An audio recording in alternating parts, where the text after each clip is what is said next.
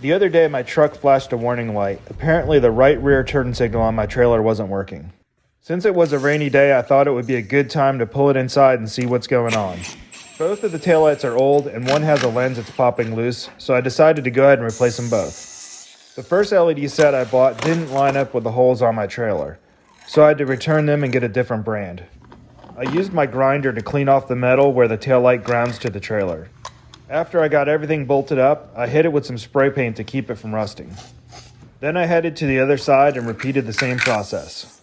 The driver's side lens has a clear light at the bottom to light up the license plate.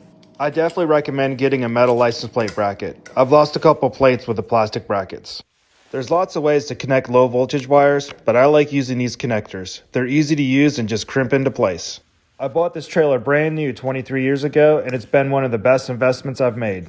This is probably about the 6th set of taillights I've put on it. Once I finished up, I hooked it up to my truck to test it out, and I still couldn't get the right turn signal to work. After some investigation, I found the problem. Someone had borrowed my trailer and removed the 4-pin to 7-pin adapter I had on it. They broke off the prong that controls the right side turn signal.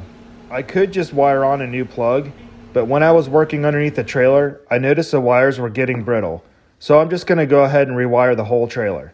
Let me know, should we make a video of rewiring the trailer?